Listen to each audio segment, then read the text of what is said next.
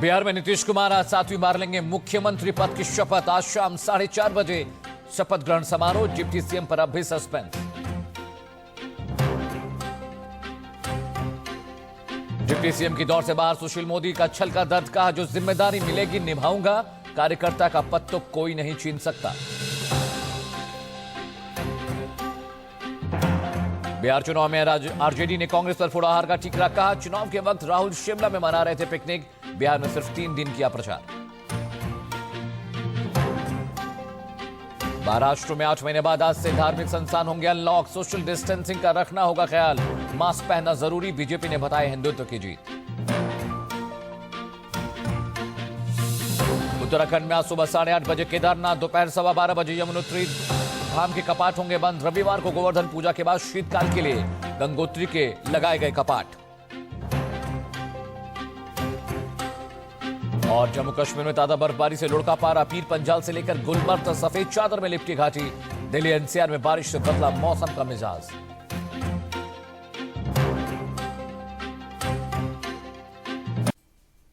और इस वक्त की बड़ी खबर बिहार से आ रही, जहां नीतीश कुमार के आज सीएम पद की शपथ लेने वाले हैं। 7वीं बार नीतीश कुमार शपथ लेंगे और 7वीं बार बिहार के मुख्यमंत्री बनने जा रहे हैं। आज शाम 4:30 बजे शपथ ग्रहण समारोह का कार्यक्रम तय किया गया है। हालांकि डिप्टी सीएम कौन होगा, इसको लेकर अभी भी सस्पेंस बना हुआ है।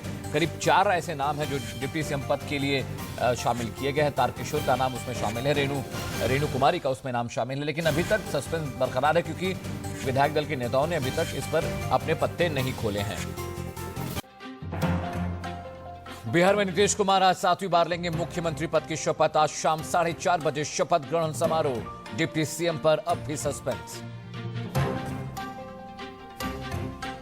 डिप्टी सीएम की दौड़ से बाहर सुशील मोदी का छल का दर्द। कहा, जो जिम्मेदारी मिलेगी निभाऊंगा, कार्यकर्ता का पद तो कोई नहीं छीन सकता।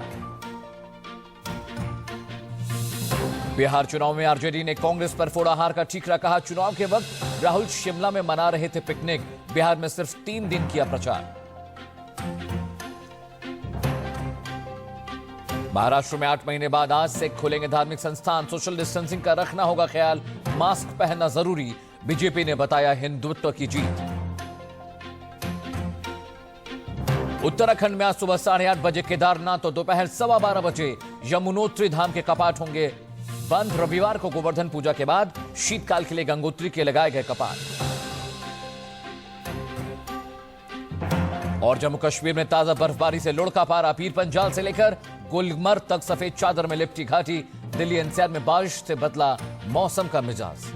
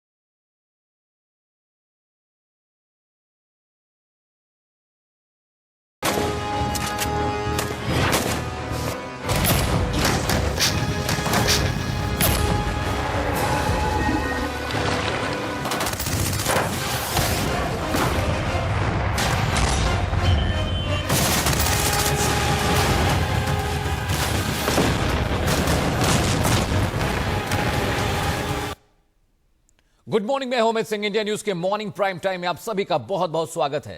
पाकिस्तान एक ऐसा देश जो हर मोर्चे पर घिरने के बाद भी अपनी हरकतों से बाज नहीं आता। दिवाली के एंड पहले पाकिस्तान ने सीमा पर सीज फायर का उल्लंघन किया। जिसका मुंहतोड़ जवाब भारतीय सैनिकों की ओर से दिया गया। लेकिन ऐसे में सवाल है, क्या पाकिस्तान पर एक बार फिर अब तक का सबसे बड़ा सर्जिकल स्ट्राइक जरूरी है? क्या पाकिस्तान इसी भाषा को समझता है? पाकिस्तान अब भी नहीं सुधरा तो भारत को जल्द पाकिस्तान का सर्जिकल इलाज करना होगा। आपकी टीवी स्क्रीन पर दो तस्वीरें हैं। पहली तस्वीर साल 2016 की है, जब भारत ने 29 सितंबर को सर्जिकल स्ट्राइक के जरिए सीमा पार पाकिस्तान के कई लॉन्च पैड तबाह कर दिए थे। दरअसल ये सर्जिकल स्ट्राइक 18 सितंबर 2016 को पाकिस्तान के कायराना तरीके से किए गए उरी हमले का जवाब था। दूसरी तस्वीर 2019 की है, जब फरवरी के महीने में पाकिस्तान ने पुलवामा में आतंकी हमला किया था, जिसके तुरंत बाद भारत ने सर्जिकल स्ट्राइक कर पाकिस्तान के कई लॉन्च पैड तबाह कर दिए थे।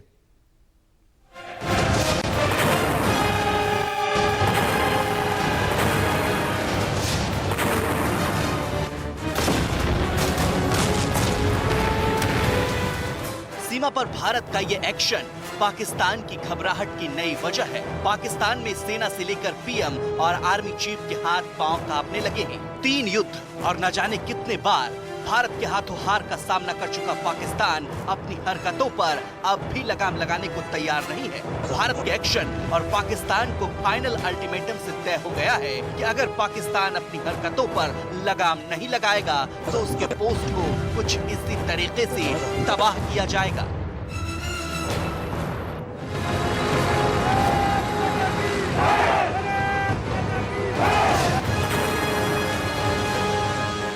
पाकिस्तान ने मल्टीपल सीजफायर वायलेशन किए और किरण सेक्टर के अंदर में इन्फिल्ट्रेशन बिड करने भी की कोशिश की। उनका सीजफायर वायलेशन डेलिब्रेट थे और कोऑर्डिनेटेड थे। इंडियन आर्मी ने कुछ एक वीडियो क्लिप्स भी जारी किए, जिसके अंदर में आप देख सकते हैं बहुत क्लियरली कि क्या टारगेट था और किस प्रकार उनको एटीजीएम और बाकी हथियारों के साथ में पिन पॉइंटेड तरीके से डिस्ट्रॉय किया गया। भारत के इस एक्शन से पाकिस्तान में खलबली मच गई है। पीएम इमरान खान और आर्मी चीफ बाजवा को डर सता रहा है कि कहीं भारत एक बार फिर से पाकिस्तान पर सर्जिकल स्ट्राइक न कर दे। वहीं के रक्षा विशेषज्ञों का कहना है कि पाकिस्तान जैसे देश के लिए सर्जिकल स्ट्राइक ही पक्का इलाज है। पिछले कई दिनों से पाकिस्तान सीमा पार से ऐसी ही हरकतें कर रहा है, जिसका इलाज भारत के शूरवीरों की ओर से दिया गया है।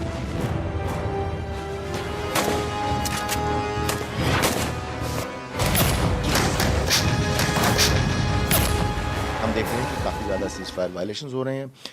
खासतौर पर पिछले हफ्ते में आपने देखा और हमने कल देखे जो पूरे JNK में हो रहा है अलग अलग जगहों पर, जिसमें हमारा नुकसान ज़रूर हुआ है, लेकिन मत भूलिए कि उन्होंने सिविलियंस के ऊपर, सिविलियंस को भी नहीं बख्शा, सिविलियंस के ऊपर भी इतनी सिविलियन कैजुअलिटीज़ की हैं। हाँ, हमेशा की तरह हमारी सेना का रिस्पॉन्स बिल्कुल स्विफ्ट इमीडिएट रिस्पॉन्स हुआ है और स्ट्रॉन्ग एक्शन हमारी सेना ने लिया है LOC पर, जिसका कि काफी इफेक्टिव नतीजा, कारगर नतीजा देखने को मिला है। भारत के हाथों 3 बड़े युद्ध और कई छोटी छोटी लड़ाई हार चुका पाकिस्तान लगातार सीमा पर सीजफायर का उल्लंघन कर रहा है। यहाँ तक कि दीपावली जैसे त्योहार के दौरान भी पाकिस्तान सीमा पार से बारूद दागता रहा, जिसके जवाब में भारत को कार्रवाई करनी पड़ी।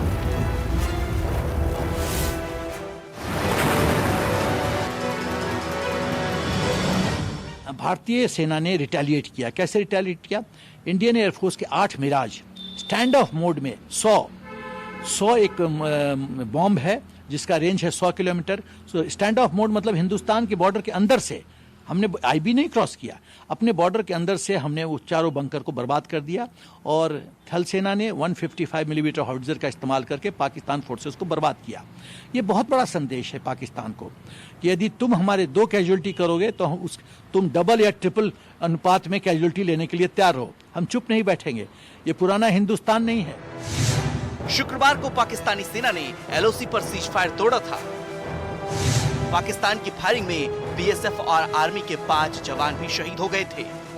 6 नागरिकों की भी मौत हुई है। सेना ने जवाबी कार्रवाई में पाकिस्तानी सेना के कमांडो समेत 11 जवान ढेर कर दिए थे। भारतीय सेना ने कई पाकिस्तानी बंकरों को भी तबाह कर दिया था। इसके अलावा फ्यूल डंप और लॉन्च पैड भी तबाह किए थे। करीब 16 पाकिस्तानी सैनिक जवाबी कार्रवाई में घायल भी हुए हैं। हालांकि पाकिस्तान की नीयत से पूरी दुनिया वाकिफ है। ऐसे में ये जरूरी है कि पाकिस्तान को उसकी भाषा में सबक सिखाने के लिए एक बार फिर से सर्जिकल स्ट्राइक किया जाए। Bureau report, India news.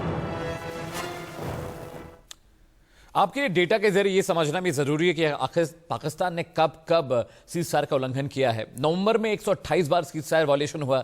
इस हफ्ते में ये दूसरा मौका है जब पाकिस्तान ने सीज़फायर तोड़ा है। इंडियन आर्मी के सूत्रों के मुताबिक इस साल पाकिस्तान की तरफ से करीब 4052 बार सीज़फायर का उल्लंघन किया गया। इनमें से 128 बार नवंबर और 394 बार अक्टूबर में सीज़फायर का उल्लंघन हुआ। पिछले साल की अगर बात करें तो 3233 बार पाकिस्तान ने सीज़फायर का उल्लंघन किया है। ये आंकड़े बेहद हैरान करने वाले हैं क्योंकि बातचीत से काम बन नहीं रहा है। भारत के एक्शन से पाकिस्तान की सेना और सत्ता में बैठे लोग तो घबराए हुए हैं, लेकिन साथ ही साथ पाकिस्तानी मीडिया में भी भारत के एक्शन से हड़कंप मचा हुआ है। टीवी डिबेट में पाकिस्तानी टीवी एंकर और गेस्ट की परेशानी साफ देखी जा सकती है। अब सोचिए कि पाकिस्तान जैसा देश जो वैश्विक स्तर पर ब्लैक लिस्टेड है, वो भारत के खिलाफ जांच की मांग कर रहा है। वहीं पीएम मोदी के नाम से कांपने वाले पाकिस्तान के लिए अजीत डोवाल भी घबराहट की वजह है। भारत के एक्शन से कैसे घबराया हुआ है पाकिस्तान, इस मीडिया रिपोर्ट के जरिए समझने की कोशिश कीजिएगा। जब सारी दुनिया को अपनी पड़ी हुई है इंडिया पाकिस्तान को डिस्टेबलाइज करने के लिए पूरी तदबीरें भी कर रहा है, और सबसे जो खतरनाक बात जो सामने आई और दूसरे पे इंडिया सी पैक को नाकाम बनाने के लिए जिस तरीके से नरेंद्र मोदी जो हैं सेल को खुद मॉनिटर कर रहे हैं। भारत के एक्शन के बाद से पाकिस्तान की घबराहट खुलकर सामने आ गई है और इसका सबसे बड़ा सबूत है पाकिस्तानी मीडिया की घबराहट। तो आप देख लें कि इन हालात में भी जब सारी दुनिया को अपनी पड़ी हुई है इंडिया पाकिस्तान को डिस्टेबलाइज करने के लिए पूरी तदबीरें भी कर रहा है, और सबसे जो खतरनाक बात जो सामने आई है और दूसरे पे इंडिया सी पैक को नाकाम बनाने के लिए जिस तरीके से नरेंद्र मोदी जो हैं सेल को खुद मॉनिटर कर रहे हैं। पाकिस्तानी मीडिया जो कुछ भी कह रहा है वो पाकिस्तान की घबराहट की वानगी भर है। पाकिस्तानी टीवी एंकर के बयानों से इस बात का अंदाजा लगाया जा सकता है कि भारत के एक्शन से पाकिस्तानी हुकूमत और वहां की सेना की घबराहट क्या होगी। एक तरफ पाकिस्तान की सरकार भारत के शौर्य के आगे बेबस और लाचार है, तो वहीं वैश्विक स्तर पर मुंह की खा चुके पाकिस्तान से वहां की मीडिया न जाने कौन से एक्शन की उम्मीद लगाए बैठी है। पाकिस्तान इस लेवल पर पहुंचेगा कि अपना नैरेटिव दहशतगर्दी के हवाले से पूरी दुनिया को बता सके कि पाकिस्तान बहुत कुछ कर रहा है, लेकिन भारत बहुत ज्यादा इंटरवीन कर रहा है। अभी भी मामला सिर्फ प्रेस कॉन्फ्रेंस तक ही रहेगा या फिर हम आगे आलमी इंटरनेशनल कम्युनिटी के अंदर अपने केस को अच्छे से प्लीड कर पाएंगे? देखिए, पहली बात तो ये है कि ये कॉन्फ्रेंस जो है ये तो आज एक आगाज है कि कंक्रीट ठोस सबूत जो है DGISPR ने और वजीर खारजा ने न सिर्फ पाकिस्तान के अवाम बल्कि पूरी इंटरनेशनल कम्युनिटी के सामने रखी। आपको मालूम है कि जब भी वहां पर कश्मीर में इंडिजिनस कैंपेन है, लोग अपनी आज़ादी की जंग लड़ रहे हैं, लेकिन वहां पर भी अगर कोई वाकया होता है तो हमेशा इंडिया कोशिश करता है कि पाकिस्तान को इसमें मुलव्वस किया जाए। वहीं पाकिस्तानी मीडिया पर जारी टीवी चर्चा में मोदी के नाम का भी जबरदस्त खौफ है।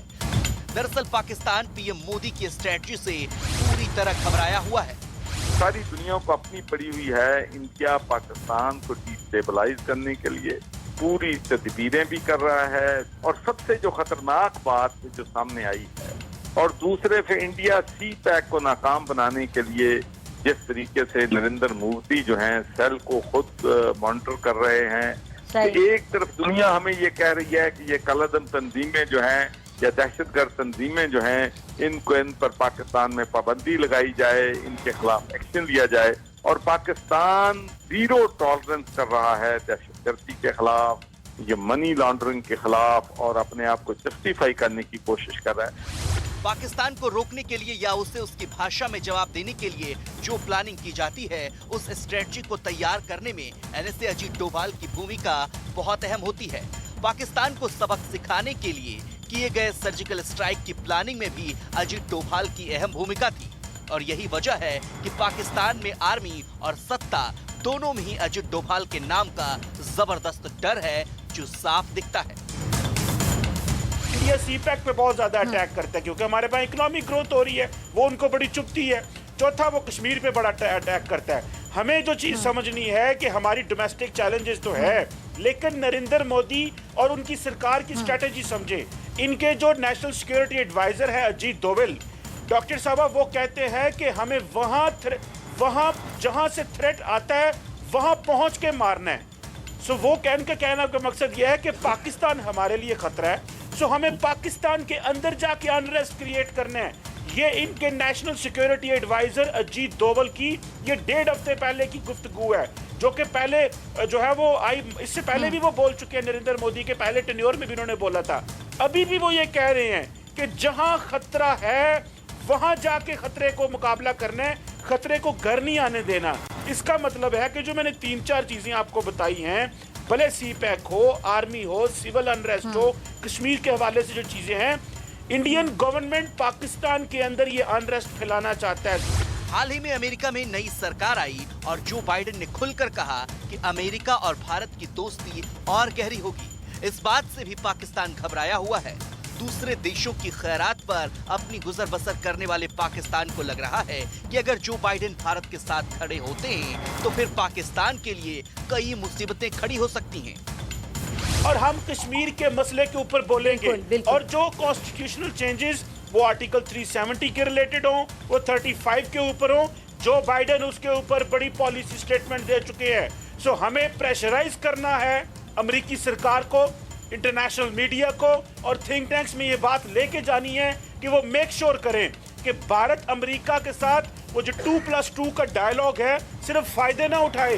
भारत अगर अपने आप को समझता है कि अमेरिका के मुकाबले में भारत को खड़ा करना चाहते हैं, तो क्या भारत एक रिस्पॉन्सिबल मुल्क है? क्या भारत दूसरे मुल्कों में दहशतगर्दी तो नहीं कराता? क्या भारत ये तो नहीं चाहता कि पाकिस्तान के अंदर, बलोचिस्तान में, कराची में, अफगानिस्तान के रास्ते यहाँ पे दहशतगर्दी हो? और चीमा साहब, भारत जितनी दहशतगर्दी करवाता है दूसरे ममालिक, आप देखें कि बलोचिस्तान में कितना इन्होंने कोशिश की। बिल्कुल बिल्कुल, आप ये कहते हैं कि कुलभूषण एक उसका जीता जागता सबूत है। फिर अभिनंदन यहाँ पे क्या करने आया था? क्या पाकिस्तान से बिरयानी खाने आया था, पापड़ी चाट खाने आया था? हर मोर्चे पर पाकिस्तान पस्त है। दुनिया पाकिस्तान की हरकतों से वाकिफ है। पाकिस्तान के मंत्री ने खुद इस बात को सदन में स्वीकार किया है कि पुलवामा हमला पाकिस्तान की करतूत थी। अब सर्दियों के शुरू होते ही जिस तरह पाकिस्तान घुसपैठ की कोशिश में लगा है, उसके बाद से ये जरूरी लगने लगा है कि पाकिस्तान पर एक बार फिर से सर्जिकल स्ट्राइक किया जाए। Shivangi Bakshi, India news. आपने ये तो देख लिया कि भारत को लेकर पाकिस्तानी मीडिया में क्या चल रहा है। आइए अब आपको पाकिस्तान के डर की वजह भी समझा देते हैं। पीएम मोदी की कूटनीति से पाक घबराया हुआ, जिस तरह से हाल के दिनों में भारतीय सेना ने पाकिस्तान को जवाब दिया है, उससे पाकिस्तान की घबराहट और बढ़ गई है। पाकिस्तान चीन के भरोसे रहता है और भारत ने चीन को जबरदस्त पटखनी दी है। ये भी पाकिस्तान के लिए घबराहट की एक बड़ी वजह है। भारत के सुरक्षा कमान की मॉनिटरिंग अजीत डोभाल करते हैं, जो एक्शन लेने में कभी पीछे नहीं हटते। ये वजह भी है कि पाकिस्तान में अजीत डोभाल के नाम का खौफ है। अमेरिका में नई सरकार आने वाली है जिसकी कमान जो बाइडेन के हाथों में होगी। जो बाइडेन ने भी साफ कर दिया कि भारत और अमेरिका के रिश्ते अच्छे रहने वाले हैं। पाकिस्तान इस बात को लेकर भी परेशान है। पाकिस्तान को भारत की ताकत का अंदाजा है। पाकिस्तान भारत के हाथों 3 दफा युद्ध हार चुका है। इसके साथ ही भारत सर्जिकल स्ट्राइक के जरिए भी पाकिस्तान को जवाब देता रहा है। इसी वजह से पाकिस्तान डरा हुआ है।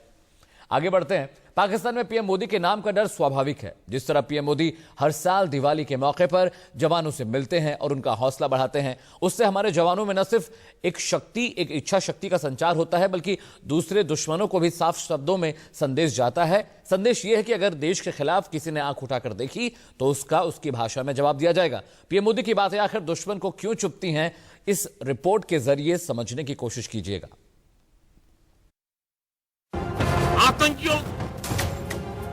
आतंक के आकाओं को घर में घुस करके मार।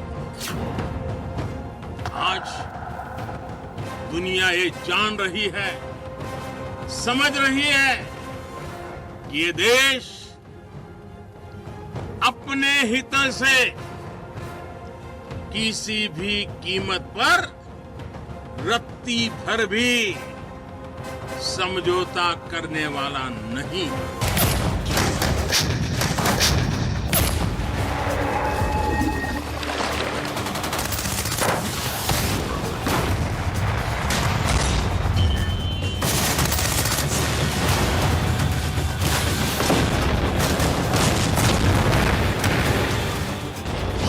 सेना पाकिस्तान को किसी भी मोर्चे पर पस्त करने का पूरा मादा रखता है और साथ ही प्रधानमंत्री मोदी जिस तरह से अलग अलग मौके पर भारत के शूरवीरों में शक्ति का संचार करते हैं, उससे हमारे जवानों का हौसला और आसमानी हो जाता है।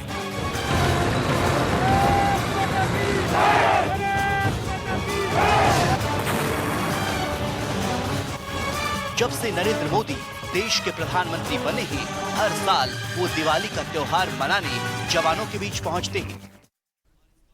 वक्त ब्रेक है, लेकिन ब्रेक से पहले इस वक्त की सुर्खियां देख ले। बिहार में नीतीश कुमार आज 7वीं बार लेंगे मुख्यमंत्री पद की शपथ। आज शाम 4:30 बजे शपथ ग्रहण समारोह। डिप्टी सीएम के नाम पर अब भी सस्पेंस। डिप्टी सीएम की दौड़ से बाहर सुशील मोदी का छलका दर्द, कहा जो जिम्मेदारी मिलेगी निभाऊंगा, कार्यकर्ता का पद तो कोई नहीं छीन सकता। बिहार में चुनाव में आरजेडी ने कांग्रेस पर फोड़ा हार का ठीकरा, कहा चुनाव के वक्त राहुल शिमला में पिकनिक मना रहे थे, बिहार में सिर्फ 3 दिन प्रचार किया। महाराष्ट्र में 8 महीने बाद आज से धार्मिक संस्थान होंगे अनलॉक। सोशल डिस्टेंसिंग का रखना होगा ख्याल, मास्क पहनना जरूरी, बीजेपी ने बताया हिंदुत्व की जीत। उत्तराखंड में आज सुबह 8:30 बजे केदारनाथ और दोपहर 12:15 बजे यमुनोत्री धाम के कपाट होंगे बंद। रविवार को गोवर्धन पूजा के बाद शीतकाल के लिए गंगोत्री के कपाट भी लगाए गए।